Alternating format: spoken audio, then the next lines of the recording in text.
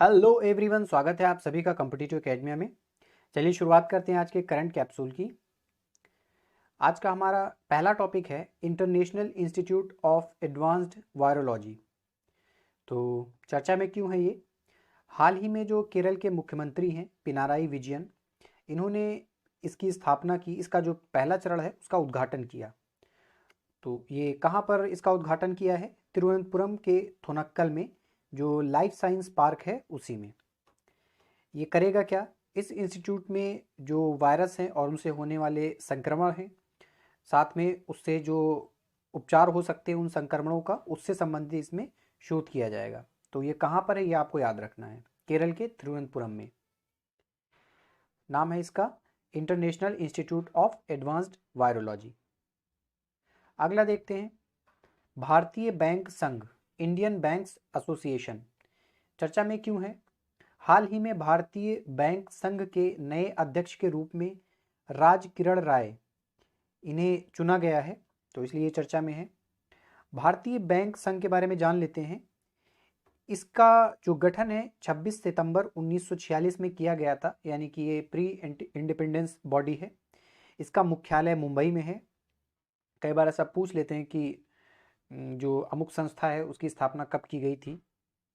कभी कभी ईयर भी पूछते हैं और कभी कभी ये भी पूछते हैं कि हाल ही में की गई थी या पहले की गई है, प्री इंडिपेंडेंस है या इंडिपेंडेंस के बाद इसकी स्थापना की गई है। तो इसलिए आपको ये याद रखना है ईयर।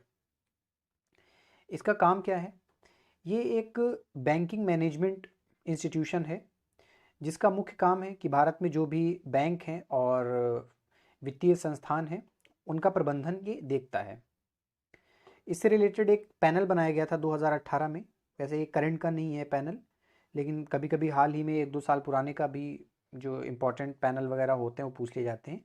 तो सशक्त पैनल नाम है। ये सुनील मेहता समिति बनाई गई थी, उसी का नाम सशक्त पैनल है। और इसका काम था कि जो दबावपूर्ण परिसंपत्तियां हैं उनके समाधान के लिए सुझाव दे।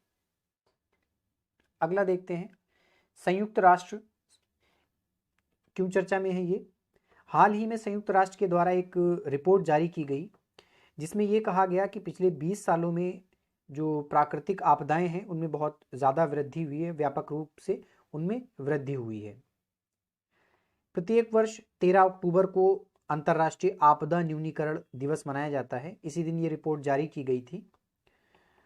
आगे देखते हैं, कुछ डेटा दिया गया है इस रिपोर्ट में जो था कि इस रिपोर्ट के अनुसार प्राकृतिक आपदाओं से सर्वाधिक प्रभावित महाद्वीप एशिया है और सर्वाधिक प्रभावित देश चीन है, जिसमें 577 प्राकृतिक आपदाएं आई हैं।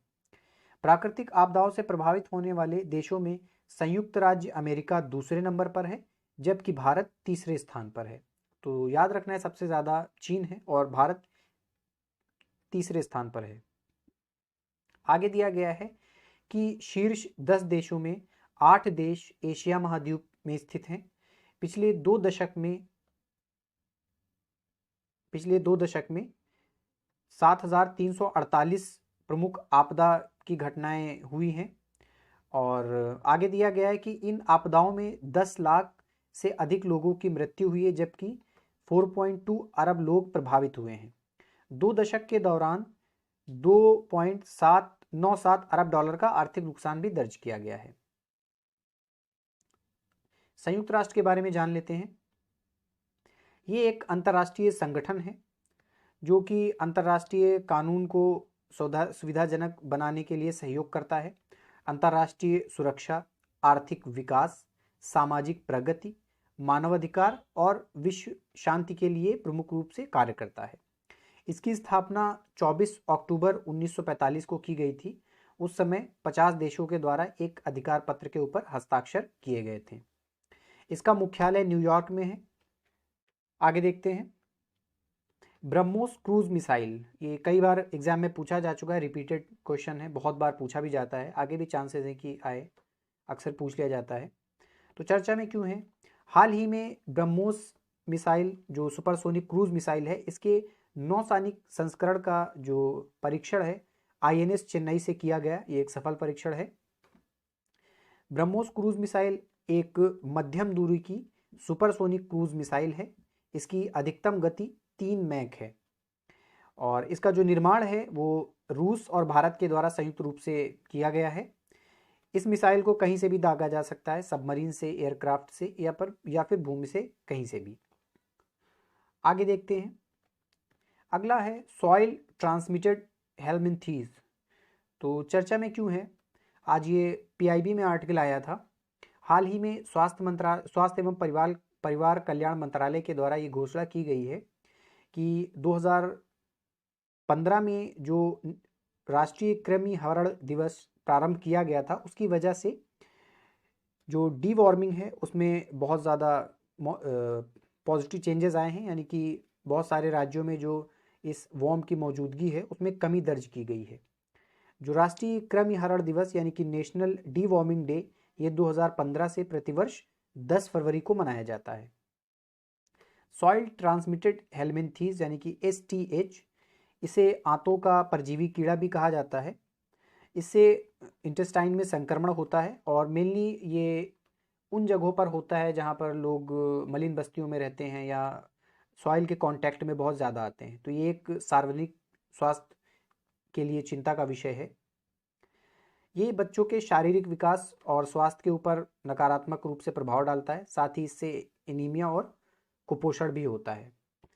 WHO के द्वारा एक अनुमोदित दवा है जिसका नाम है एल्बेंडाजोल। ये जब डिवॉर्मिंग डे होता है तो इसके अलावा भी जो भी बच्चे होते हैं उन्हें समय समय पर ये टेबलेट दी जाती है ताकि इससे बचा जा सके।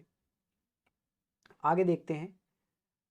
मल्टी मॉडल लॉजिस्टिक पार्क चर्चा में क्यों है, हाल ही में जो देश का पहला मल्टी मॉडल लॉजिस्टिक पार्क है, इसकी आधारशिला असम राज्य में रखी गई। असम राज्य में गुवाहाटी के पास एक जगह है जोगीघोपा, यहाँ पर इसकी आधारशिला रखी गई। मल्टी मॉडल लॉजिस्टिक पार्क होते क्या हैं? Multi modal logistic park Bharat सरकार की एक प्रमुख नीतिगत पहल है जिसका उद्देश्य रसद क्षेत्र में समग्र भाड़ा लागत को कम करके वाहनों के प्रदूषण और भीड़ भाड़ को कम करने और भंडारण लागत में सुधार के लिए एक महत्वपूर्ण नीति है। तो बेसिकली ये होता है कि इसमें इंफ्रास्ट्रक्चर डेवलप किया जाता है ताकि पॉल्यूशन कम हो, जैम ना लगे और भीड़ भाड़ कम हो सके, साथ ही साथ जो ट्रांसपोर्टेशन में जो लागत आती है उसको कम किया जा सके। तो ये 693.97 करोड़ रुपए की लागत का एक प्रोजेक्ट है और इसमें हवाई, सड़क, रेल और जल मार्ग, इन सारी कनेक्टिविटी को मजबूत किया जाएगा। इस प्रोजेक्ट से आशा की जा रही है कि लगभग 20 लाख लोगों को प्रत्यक्ष और अप्रत्यक्ष रूप से रोजगार प्राप्त होंगे। इसका जो पहला चरण है उसका निर्माण कार्य 2023 तक पूरा हो जाएगा और ये फिलहाल तो देश का पहला मल्टी मॉडल लॉजिस्टिक पार्क है जो कि असम राज्य में बनाया जा रहा है। इसके अलावा 22 अन्य मल्टी मॉडल लॉजिस्टिक पार्क अलग अलग जगहों पर प्रस्तावित हैं। जो ये नाम दिए गए इतना इंपॉर्टेंट नहीं है, नंबर आप याद रखिए अगर याद रखना है। बाकी ये पहला पार्क कहाँ पर बनाया गया है वो आपको याद रखना है। आगे चलते हैं। तो आज के डिस्कशन में फ़िलहाल इतना ही है। आप लोग चैनल को सब्सक्राइब करिए और अगर आपका कोई सुझाव है तो कमेंट बॉक्स में ज़रूर बताइएगा। चलिए मिलते हैं कल कुछ नए टॉपिक के साथ, तब तक के लिए धन्यवाद।